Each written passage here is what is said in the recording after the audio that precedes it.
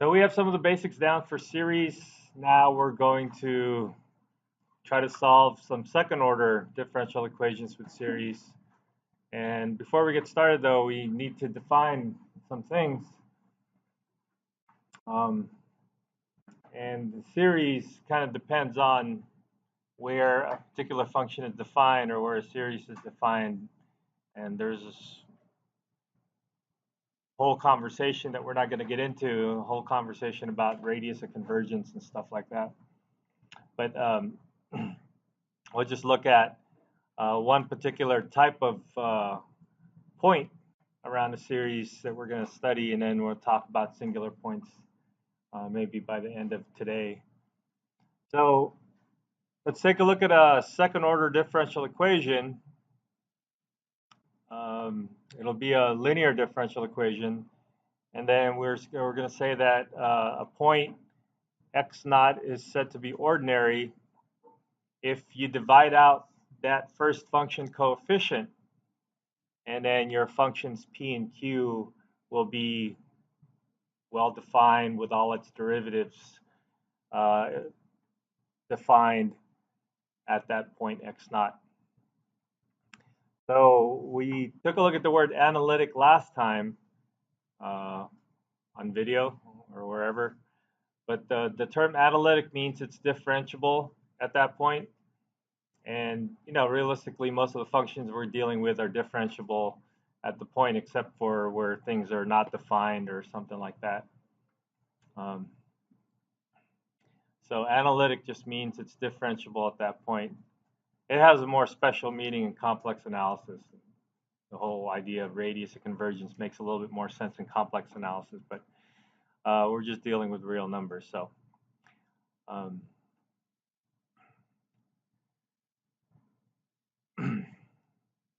if a particular value, a particular x value is not ordinary, it's called singular.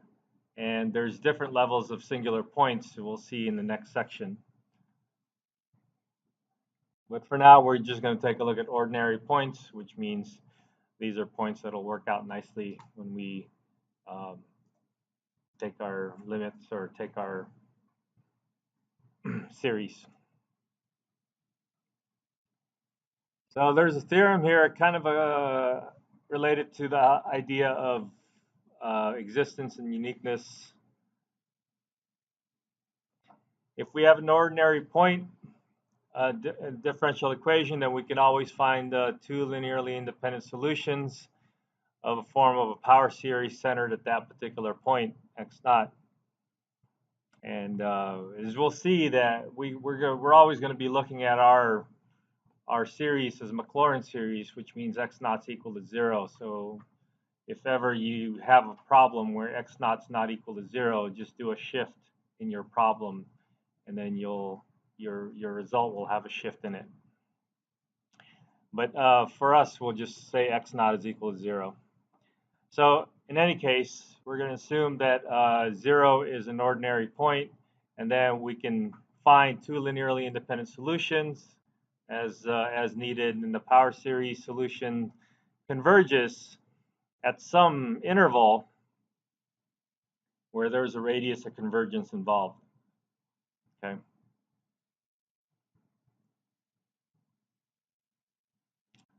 So this is, again, related to the idea of the existence theorem,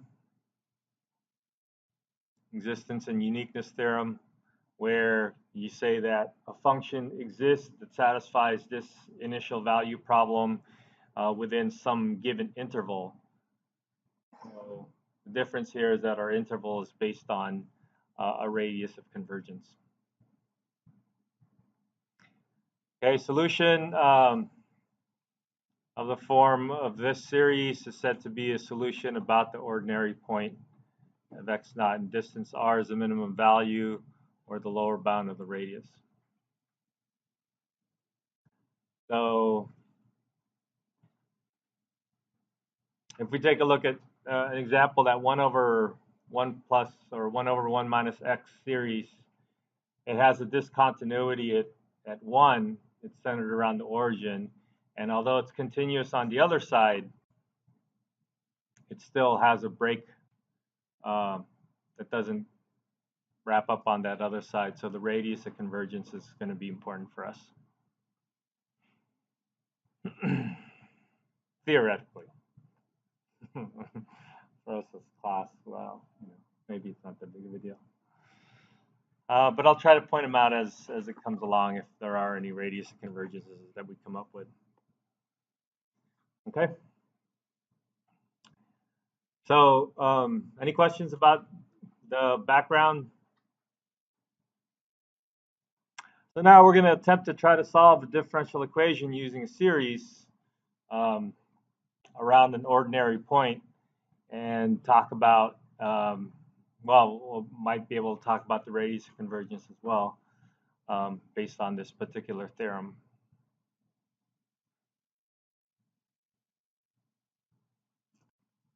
So let's do an example. So this is the beginning now of where one problem will probably take up a page of paper, maybe 2 pages, just to give you some warning. And in chapter 7, it will be like that too.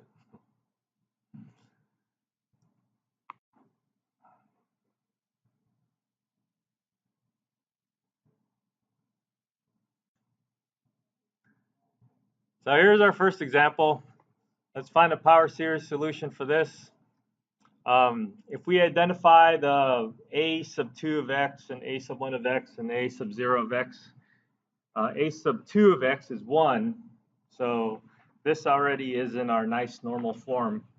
And so p of x is negative x. You can see that. And then q of x is just 2. So let's make a couple of notes. Note in standard form that p of x is already analytic everywhere.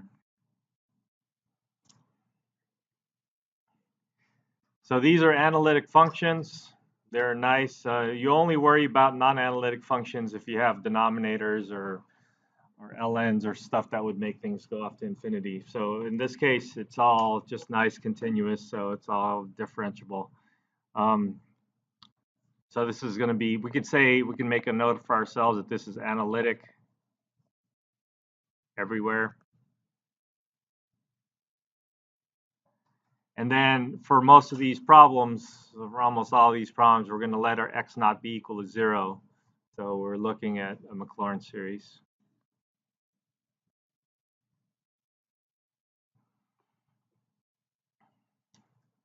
Okay. So that's the background that we have. It's analytic everywhere, which probably means that this thing is going to be convergent for all real numbers. So we will begin the same way we began last time. Last time we just dealt with first order differential equations. So now we're going to need second order differential equations, which means we're going to need 2 derivatives. So we'll start off by assuming that our solution is of the form series n goes from 0 to infinity of c sub n x to the n power. And then we do our derivatives. Y prime is equal to c sub n, say n, c sub n x to the n minus 1. And n, if n is equal to 0, that first term disappears anyways, right? So by convention, we just start with 1 to infinity, and then we're all experts in adjusting indices anyways, right? So we'll we'll do that. The second derivative is also needed, and then we have n minus 1, c sub n x to the n minus 2. And again, with n starting at 0 doesn't make sense. N starting at 1, it'll be 0 anyway, so we'll let n start at 2. And so now we have to make sure that we really are paying attention to the indices when we adjust them. All right, so we have these functions and the first derivative and the second derivative, and we'll just plop them into the differential equation and see what we get. So our first starts off with going from n is equal to 2 to infinity, n minus 1, c sub n, x to the n minus 2. And then we have an x outside that we're going to multiply in. I'd multiply that in now, but we can just take a look at this a little bit more carefully, step by step. And so the derivative is n c sub n x to the n minus 1. And then we have a 2 times, and then this is the original function starting from 0, c sub n x to the n.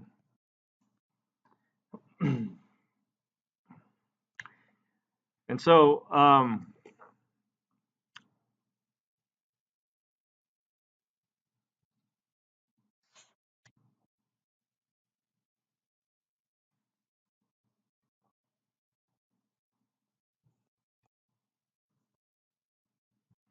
so we're going to just do the series manipulation that we're going to do. And the thing that's important here is the x that's sitting outside of the y prime, and that gets multiplied in. So I'm going to rewrite everything else.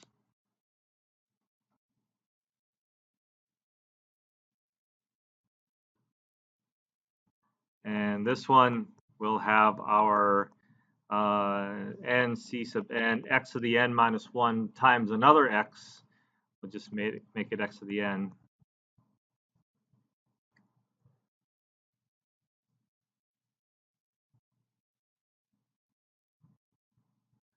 Now, now is the time when we would, now that all the variables are already inside of the series, now is the time when we're going to try to match it up and make it all look like x to the n. So we have an x to the n here and x to the n here, so that's great. So now I just need to get this first, the y double prime x to the n, and I'll do that by shifting the indices. And this is where I generally want to change because I think by doing that, you're actually doing a shift, but that's not that big of a deal. So I'm going to say that inside here, my n is going to be equal to, or n minus 2 is going to equal a k.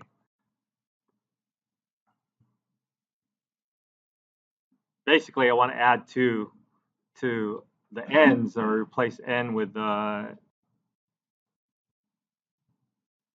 plus 2. So I'll have a k plus 2, and then k plus 1, c sub k plus 2, x to the k. So I make that change.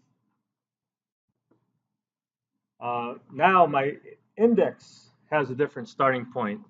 And generally, when we add something to the n's inside of the series, we subtract that much to the starting point. So we subtract 2 from the starting point, we're going to end up with n is equal to 0 to infinity.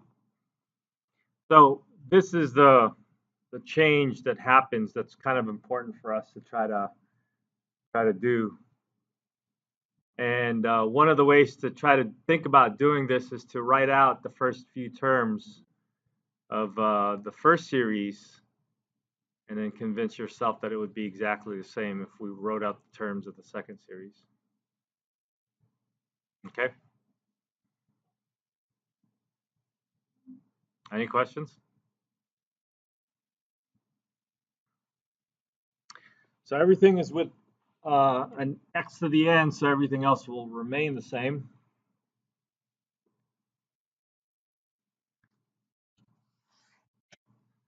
So we have a minus, oh, this should be k. And since I changed that into k, I might as well change everything else into k, but there's no shifting happening, so I'll just change x equals k.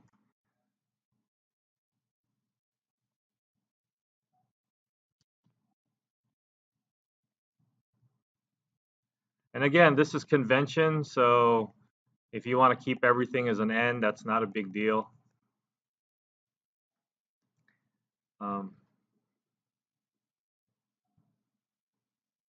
Okay. So that's, I think, the first difficult step. The next difficult step is to try to combine this all into one. And what we have to do is we want to start our series at the same time. So now that we have the x's all matching up, the next thing to do is to try to see if we can have this um, the starting points match up, which clearly they don't. So we need to do some adjusting there.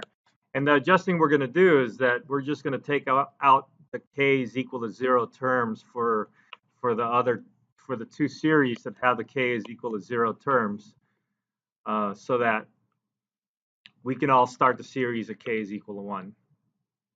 So what am I trying to say there? What I'm trying to say is that when k is equal to 0, I would have 2 times 1 times c to the 2 times x to the 0. I'll put x to the 0 here. That's just equal to 1. And then I would have the rest of the series starting with 1 because I took that first part out. So I would have the rest of the series starting with 1.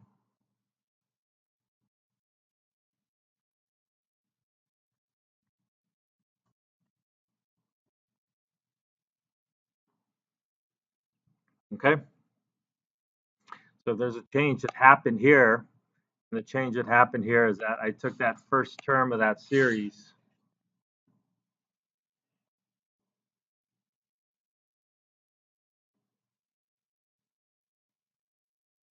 and then the rest of the series starts with 1.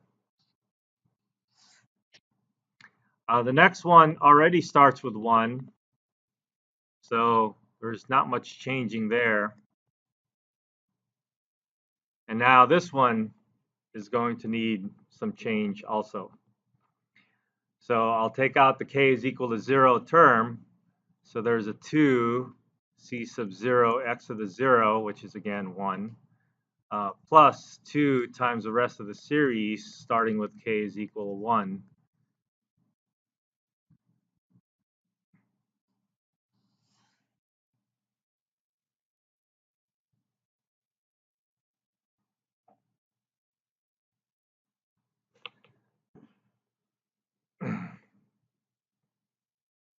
So now I can collect the terms that what happens when k is equal to 0, and since we have the x to the power matched up, we know that these are the constant terms. So what we could do is we can collect the two constant terms that we've taken out of the series, and they won't be involved in anything in the series that we're dealing with. And then we're going to try to put together the other three series into one. So let's simplify this a little bit. This is 2c sub 2 plus 2c sub 0. X to the 0 is equal to 1, right?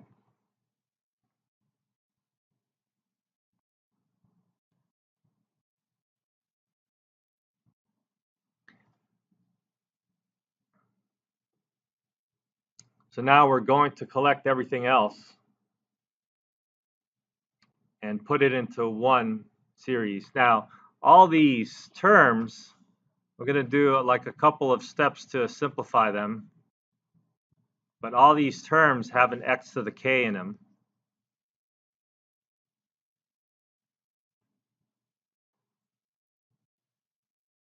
So I could just take the coefficients out and move x to the k on the outside, inside the series. So we have k plus 2, k plus 1, c sub k plus 2, minus k c sub k plus 2 c sub k.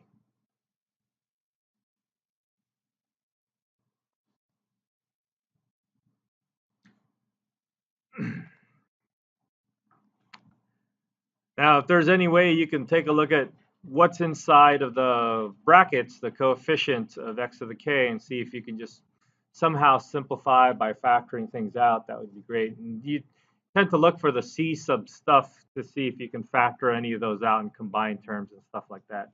And so as I'm looking at this, I see a C sub k that looks like it's factorable, so I can kind of combine that.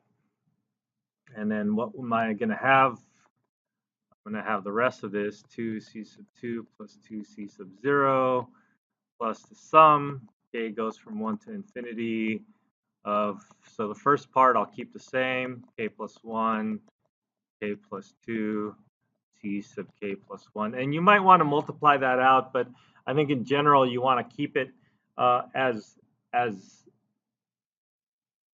you keep the k's as unsimplified as possible. I know I'm talking about simplifying and stuff like that, but instead of multiplying this out, you keep it like that so that when you start putting in the values for k, you might be able to find a pattern. So this one we talked about factoring out. So I don't know if you guys are into keeping negatives and stuff like that, but I'll put a minus sign here and then k minus 2 c sub k. I don't know. Does that work for you guys? Yeah. There's a 2 there, right? Yeah. Thank you. As you can see, there's a lot of indices and a lot of powers and a lot of coefficients. It's really easy to make your 2 into a 1 or your 1 into a 0 or you're forgetting a k or something like that.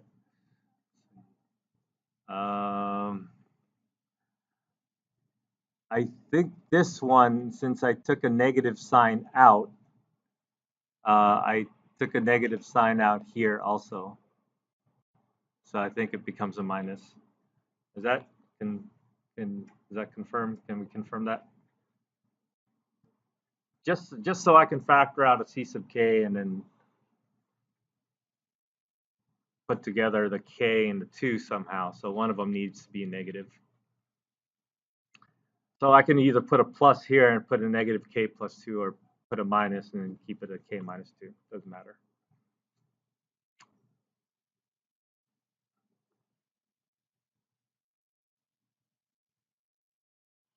Okay? It's good so far? So now you have a series here. You have constants and then you have non-constant terms over here. Sometimes you might also have non-constant terms outside of the series. But in any case, this is a homogeneous differential equation, so everything should be set equal to 0. So what we have here is that the first term is going to be set equal to 0. And all these other terms over here should also be set equal to 0.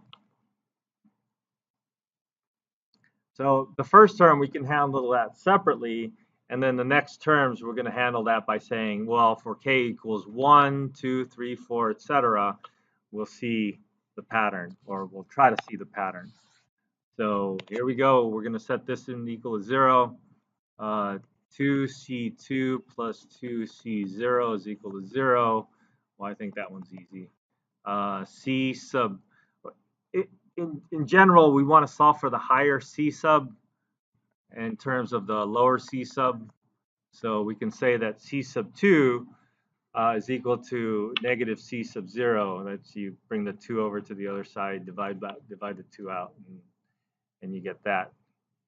And so C sub 0 will play an important role for us, and you'll see, if you didn't already see in the, when you guys were doing the first order differential equation, we should have a pair of arbitrary constants when we solve for this, since we're talking about a second order differential equation. So that part's good. Now for k equals 1, 2, 3, etc., we have this other relationship that we need to resolve. So we have k plus 1, k plus 2, c sub k plus 2 minus k minus 2 c sub k, and that's also equal to 0. Now you can solve for it here, or you can solve for it when you start putting in the k's.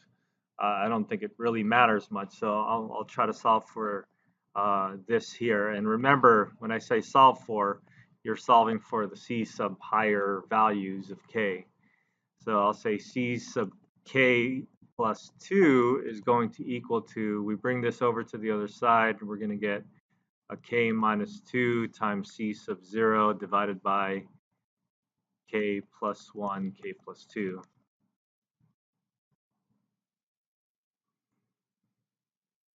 Right?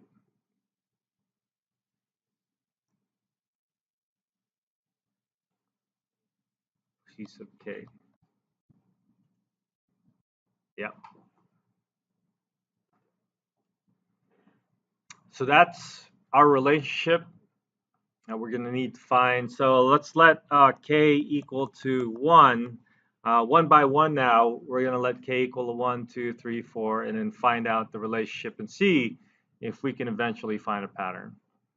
So when k is equal to 1, what do we have? We have c sub, this is a 3, is equal to, this is a 1 minus 2, that's negative 1. This is a 2 plus 3, or 2 times 3. And in general, you can multiply it out, but you want to kind of refrain a little bit from multiplying things out to see if you can find a pattern as you move along. Now, this is our first case of C sub 1, so we're just going to leave it like that. And we have a C sub 0 over here. So we'll leave that as that too. So let's figure out what happens when k is equal to 2. We got C sub, this is 2 plus 2, C sub 4. And then this is going to be a 0. Well, that disappeared. I guess it doesn't matter what goes in here, but let's just put it there anyways. 3 times 4 times C sub 0, C sub 2. And C sub 2 is equal to negative C sub 1, but again, it doesn't matter because it goes away.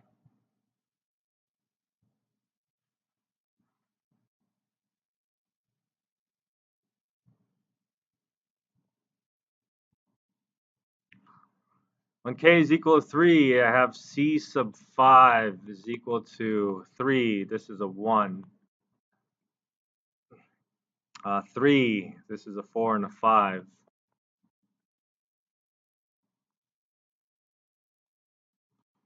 Now, you might think that we could just leave C sub 3 there, but we know the value for C sub 3, so let's actually put the value for C sub 3 in there. So we have 1 over 4 times 5 times C sub 3 is equal to, well, it's equal to negative 1 times 2 times 3. I guess I should have written it the other way, so it looked like 5 times 4 times 3 times 2, right?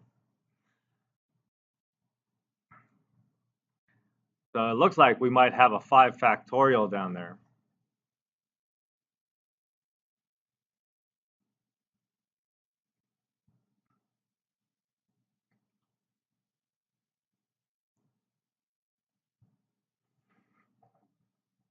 So let's see, negative C sub 1 over 5 factorial.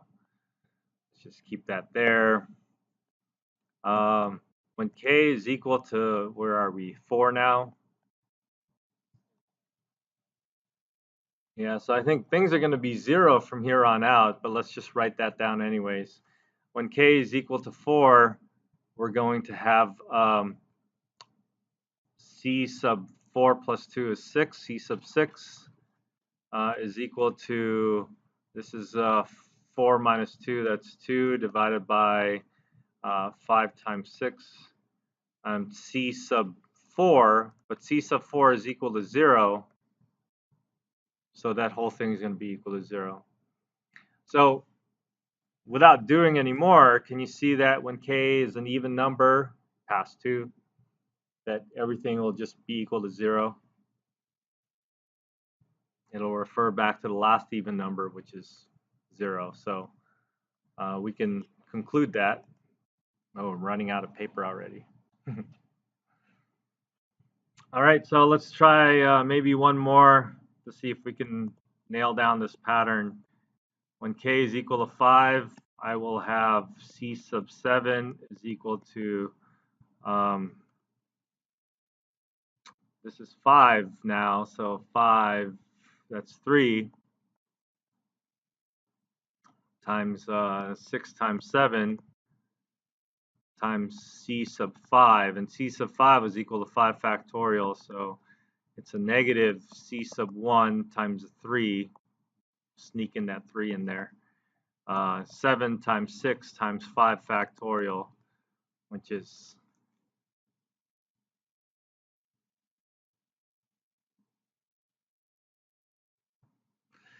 7 factorial. So um, can you kind of see a pattern? Like if I say I wanted to check out what k is equal to 15 is equal to. K is equal to 15. It's what? So let's say k is equal to 15. So c sub what? This would be c sub 17, and that's equal to, it's a negative, and there's a c sub 0 in there, and there's a 15 factorial. What do you think goes in the numerator? Oh, c sub 1. What do you think goes in the numerator? Is it 15? Is it 13?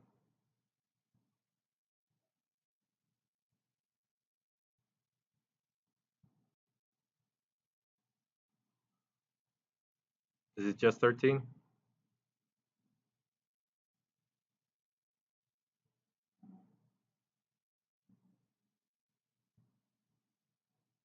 It's tricky because we start off with -1, and then our next number is 1, and next number is 3. Yeah. Oh, yeah. Yes. I was so concerned about the numerator. I just kind of ignored everything else. Let me rewrite this.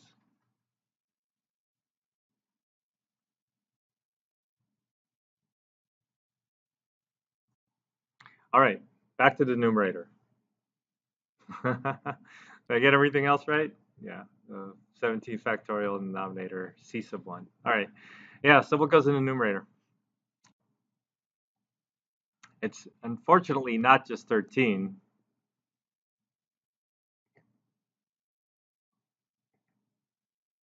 Is it?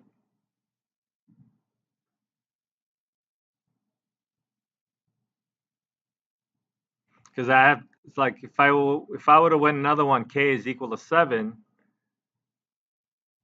I would have 5.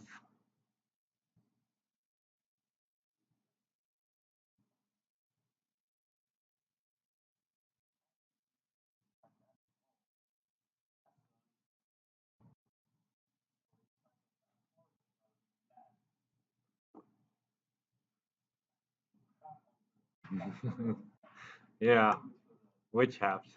You're taking out the even factorial. So it's like a factorial, but you're really just multiplying the odd numbers.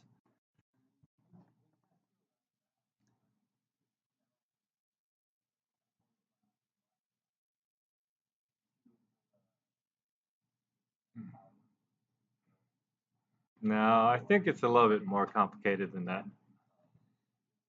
I don't I don't think you can just divide that out,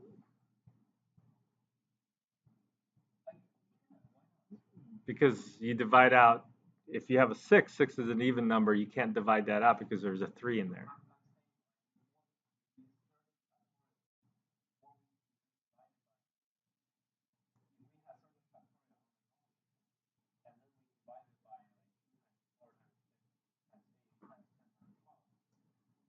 Well, then you're still dividing it out by the same.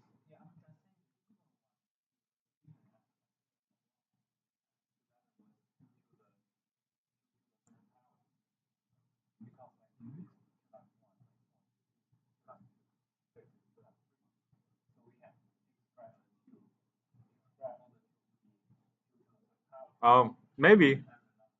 Yeah. People don't usually do that though. Yeah.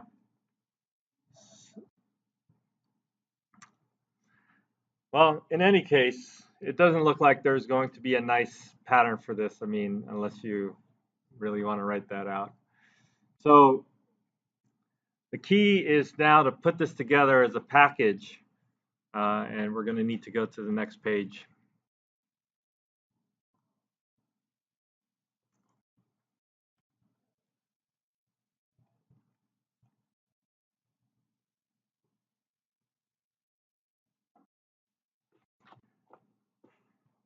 So we have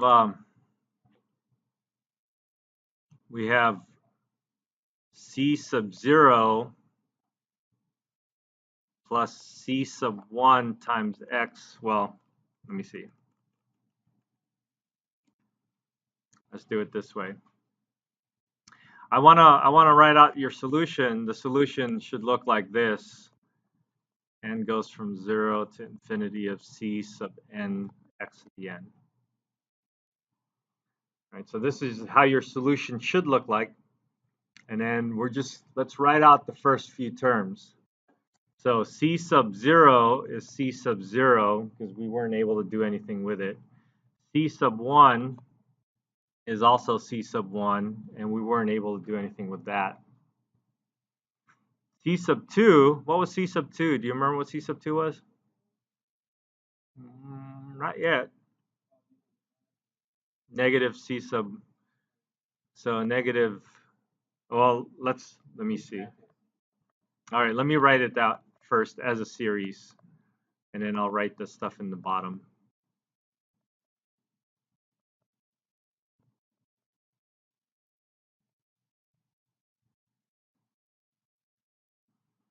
All right, let's try it again. C sub 0 plus C sub 1, x sub 1. And then C sub 2 is equal to negative C sub 0. And C sub 3 is what? Was it a negative?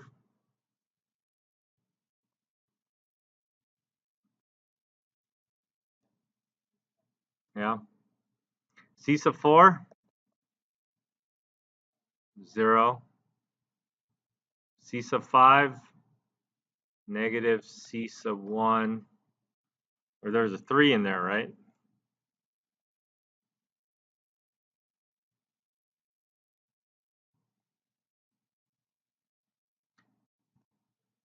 And then there's another 0.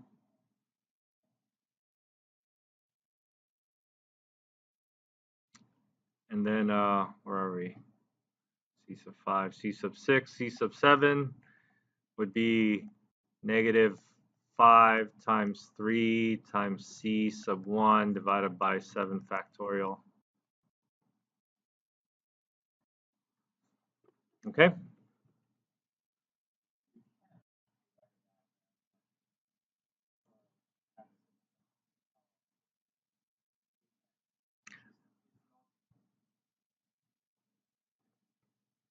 It's not very nice, but yeah.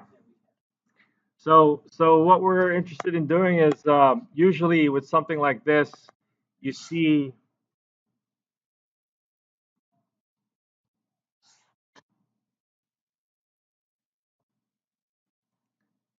you end up with only two unknown constants, C sub 0 and C sub 1. That's like our C sub 1 and C sub 2 as our two parameter family of curves. So what we're going to do is we're going to want to combine those. So it's C sub 0 times 1 minus x squared. So that's one function. And then the other one, C sub 1 times this thing. So I'll write it out first, and then we'll see if we can attempt to put it in a series form. So this would be, I don't know why there's a sub 1 here. This should be the first power. So that's just x minus 1 over 3 factorial x cubed minus 3 over 5 factorial x to the 5th minus 5 times 3 over 7 factorial x to the 7th. And if you can somehow find the pattern and write this as a series, then that's all the better.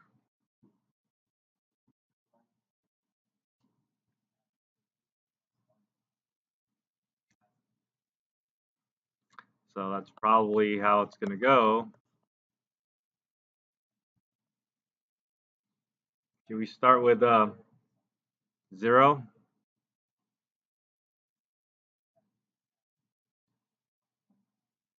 So it'll be x to the 2k plus 1 power.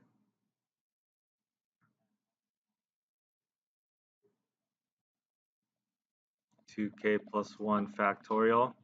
It matches the power, so that part's easy.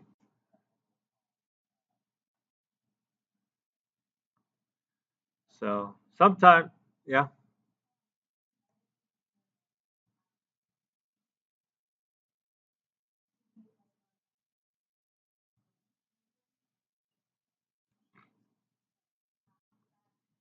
Yeah, that's what Byray was saying. We could try to do that.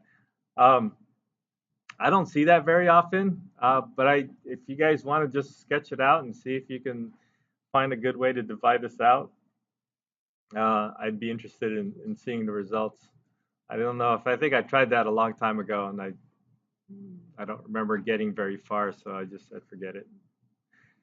And most of the solutions that they show in the textbook just have these expressions that look like this. So it's 2k plus or 2k minus 1 because you're down 1, right?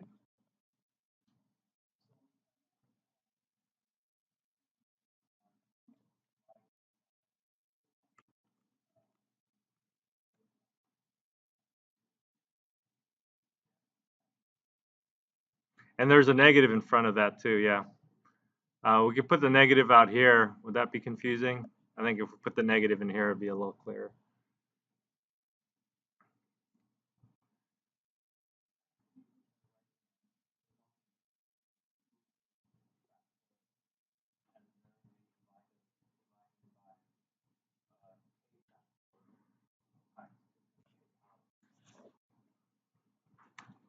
So this would be 2 to the k minus 1 factorial on top divided by,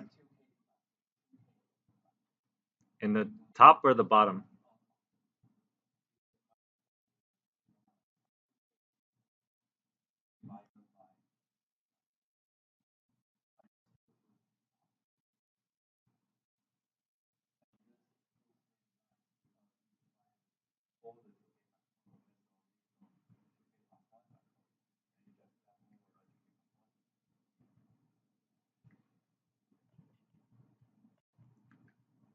So let's say this was 17. We were working on 17, right? So k is equal to 17. Would k be equal to 17 in this case?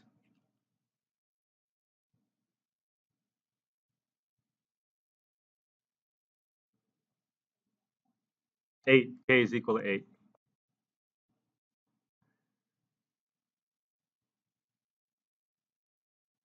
So when k is equal to 8, this will become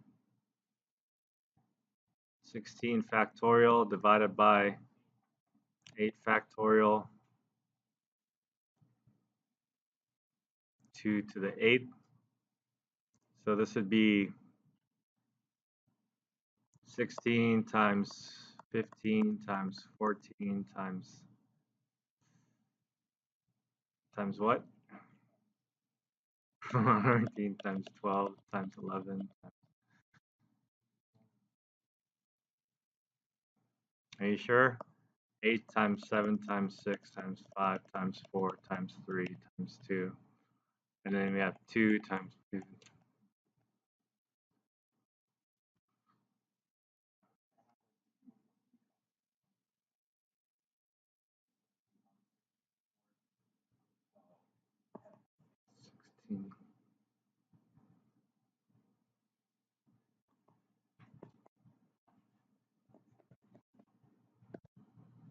So would that work out?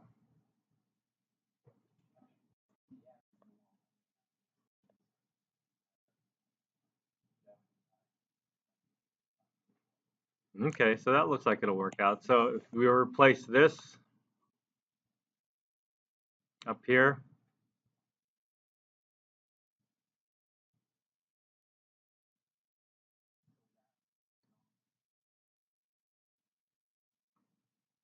okay, I'll just keep it like this.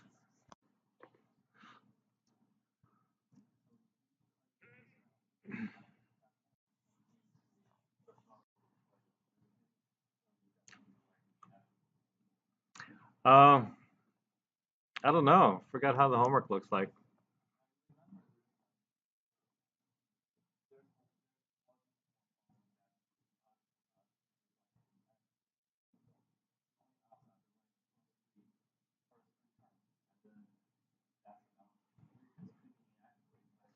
Well, it as long as they can figure that you can find the rest of the series, that's probably okay. And some of them is multiple choice so that you can actually just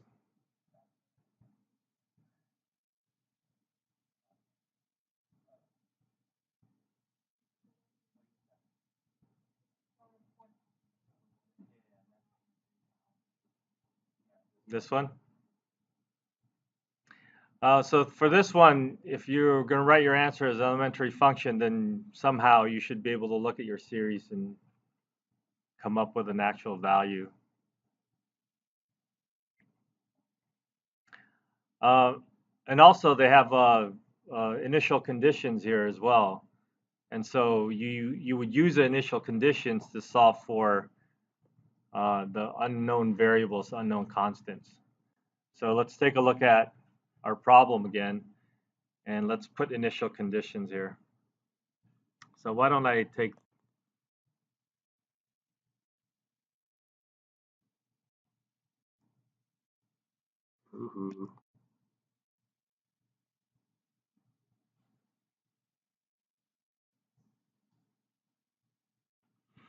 and I'll erase everything else.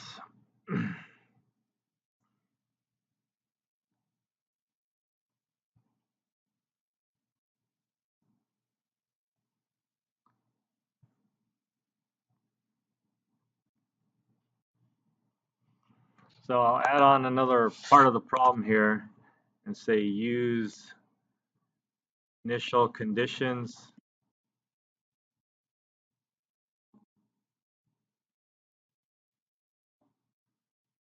y of 0 is equal to 4 maybe, and y prime of 0 is equal to something else, 3.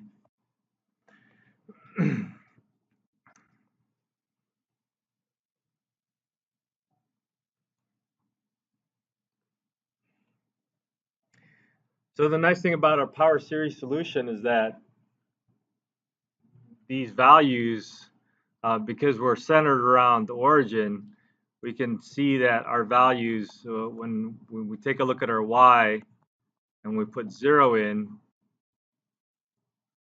remember our original y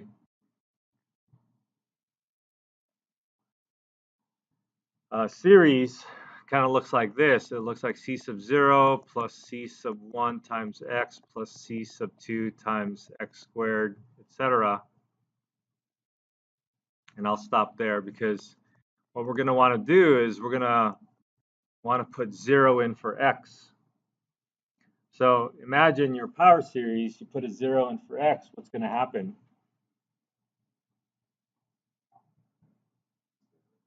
Everything else is going to be 0 except for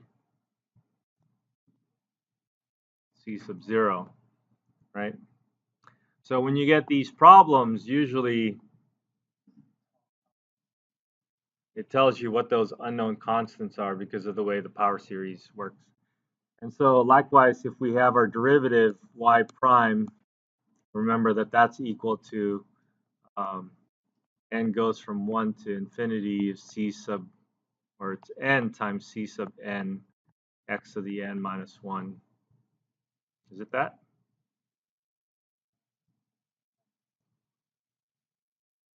So we got y of 0, or y prime of 0, and let's write some of these terms out. So when n is equal to 1, this is c sub 1 x to the 0 power, and then anything else will have an x in it.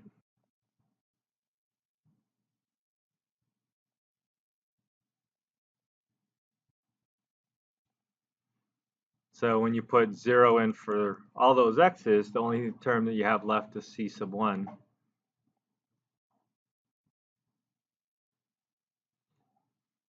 So there we go.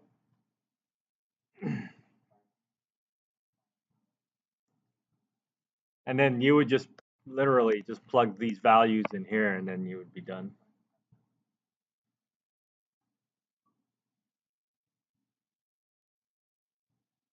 Okay.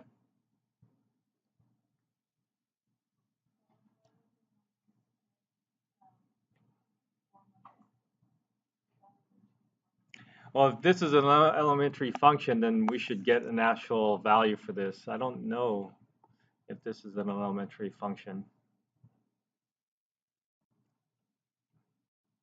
How does the problem look like again?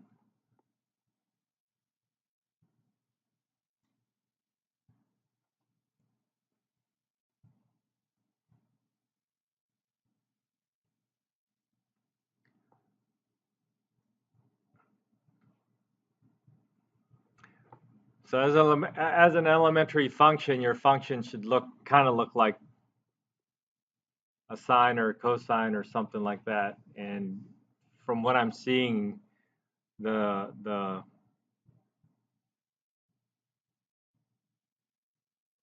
this thing does not look like any of the functions that we know of. So I don't. We would have to do that particular problem.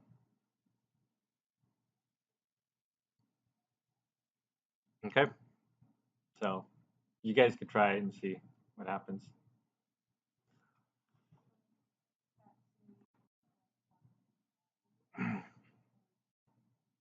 Yeah. So if this didn't have this numerator at all, and we just have x to the 2k plus 1 over x to the 2k, that looks a lot like odd sine function or the odd functions.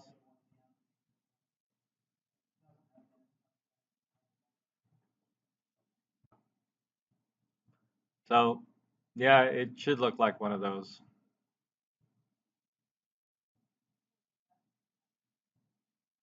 Yeah, and then you would write out the sine or whatever, hyperbolic sine or whatever.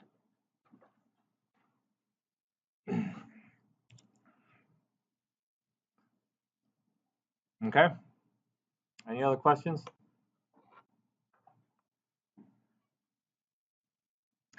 So to try to address the solutions to this, it looks like um, radius of convergence. So go back to the P and the Q.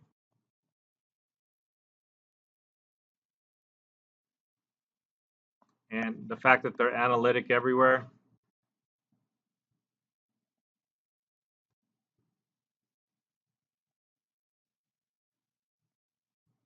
means that this is probably going to have a radius of convergence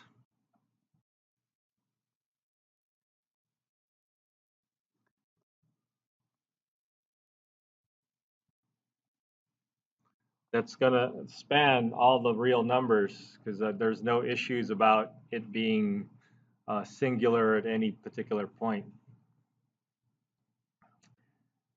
Now, if the P and the Q had like a denominator of x minus 1 or something, then your radius of convergence might go from 0 to 1. Then you would need to stop there, but in our case, it doesn't look like it. All right. Okay, so I was noticing another problem here. Without actually solving for the differential equation, find the minimum radius of convergence for the power series about the ordinary point 0. So let's give this particular problem a shot and see if we can understand a little bit of theory behind of what we're talking about.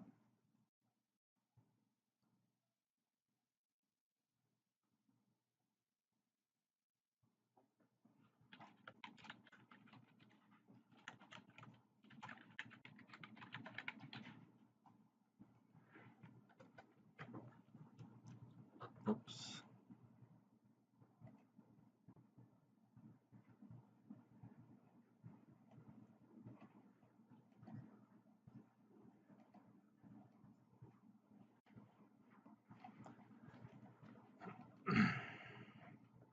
All right, so if this is our problem, we got a cosine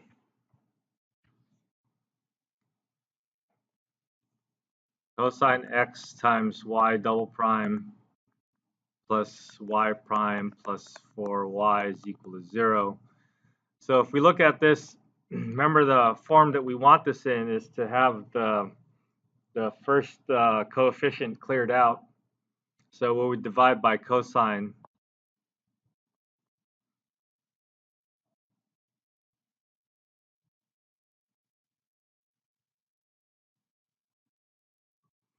So now we have our p and the q functions. That's 1 over cosine. That's secant, right? I'll just keep it as 1 over cosine.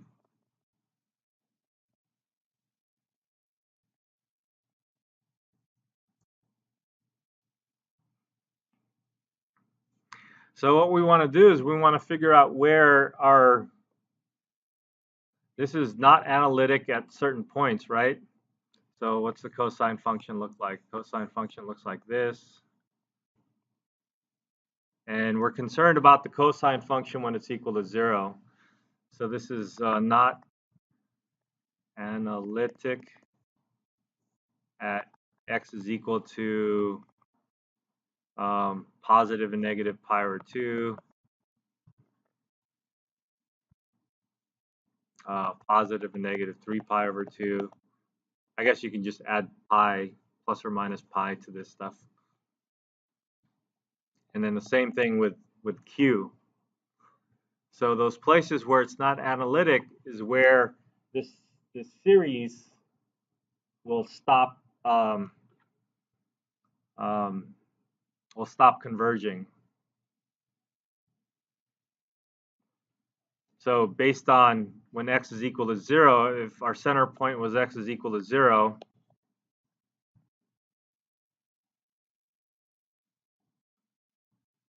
and we have to take a look at both sides from either side of x is equal to 0, looks like our radius of convergence will go as far as pi over 2.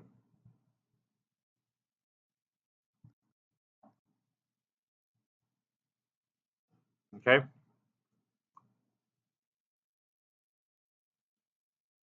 So if you were to solve for this using series, and then you would get your solution, the solution that you get would converge for all values that you can put in there from minus pi over 2 to positive pi over 2. Exactly at pi over 2, we don't know what's going to happen. It may converge or may not converge, but in this case, we know for sure that around 0, and you can go as far as positive and negative pi over 2. So that's a radius of convergence if your center point is at 0. Now, if your center point is at 1,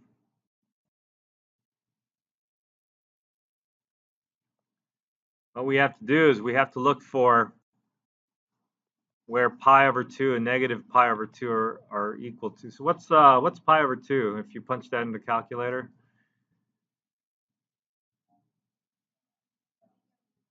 It's bigger than 1. So this is 1, so pi over 2 would be somewhere over here.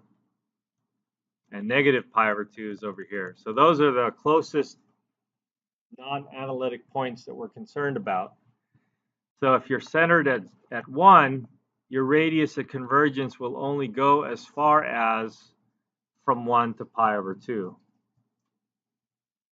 Which means on the other side, although the cosine function looks like it's continuous on the other side, you're also only going to go as far as whatever this pi over 2 is, 1 plus pi over 2.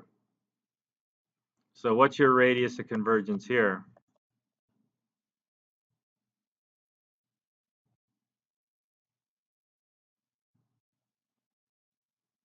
What can you write for your radius of convergence?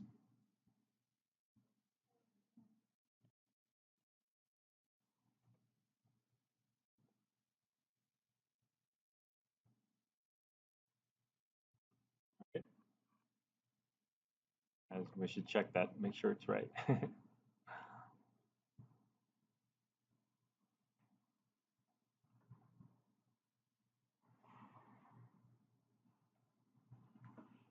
So pi over 2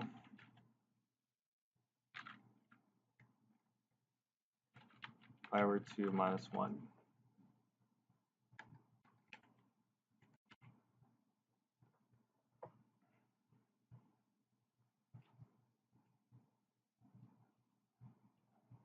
Oh, it graded the whole thing.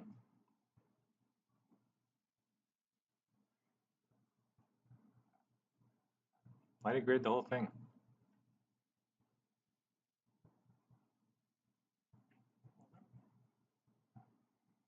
It graded all the problems, not just this one. Yeah.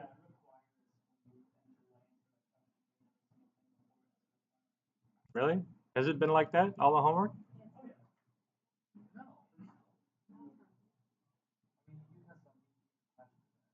That's what I thought. You can submit one question at a time if you do it in order, but not if you do it in order. If you want to do question 5, it's going to submit question 1. You can do question 1, then 2, then 3, then 4, but you can't do question 4, then 3, then 2, then 1, then 3. I don't know. It also might be drafted again. These people did code one side in class, which was obsolete more than a decade ago, so we shouldn't give them too much credit. All right. So what are some of the key things to remember when you're doing these problems? You're essentially starting off by setting your series to look like c sub n x to the n, and then you take as many derivatives as you need. In a lot of these cases, you'll just be dealing with a second order differential equation.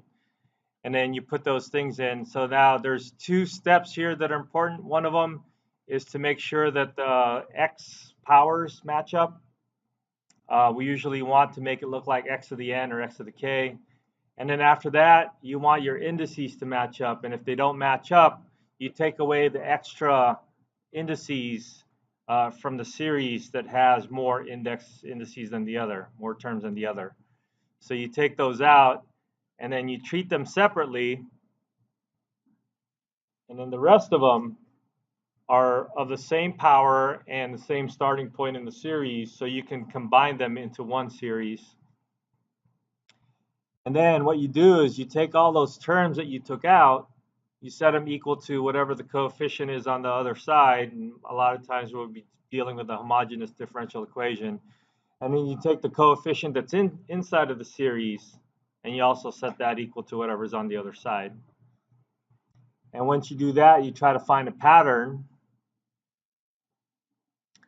So it's always best to not multiply things out. I have a k plus 1, k plus 2 over here that I could have multiplied out, but I chose not to, so that when I plug in those numbers for k, I can see if I can find those patterns. So once you get that,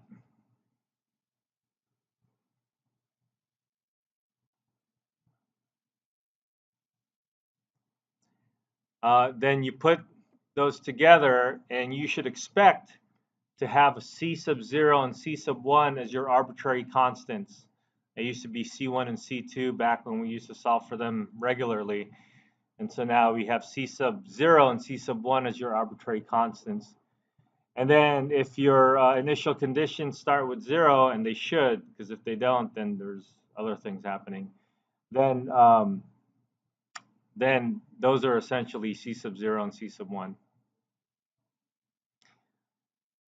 And if they don't give you initial conditions, then you keep the c sub 0 and c sub 1 as your functions. So some of those functions might simplify to a nice polynomial, and then it would stop, some finite polynomial. Some of them go infinite, and for some cases, you might be able to find a function like a sine or a cosine exponential. If you're familiar with the hyperbolic functions, it might be one of those. In some cases, you might not be able to come up with a function. Like a couple of problems in the beginning of your homework set here, they just kind of write out the first few terms because there's no elementary function that can describe that particular series that you just found. So like in this case, I don't think that this is any particular series. And so you would just have to write it like this. Or if they're asking in the homework, find the first few terms, then you write out the first few terms. Okay? And if they ask you about where it's analytic, what the radius of convergence is, it's based on what happens to your P and Q function after you divide out that first function. All right? So make sure you practice this. Next time we're going to go over 6.3, which is dealing with a series around non-ordinary points. And so that's going to get a lot more difficult. All right, good luck.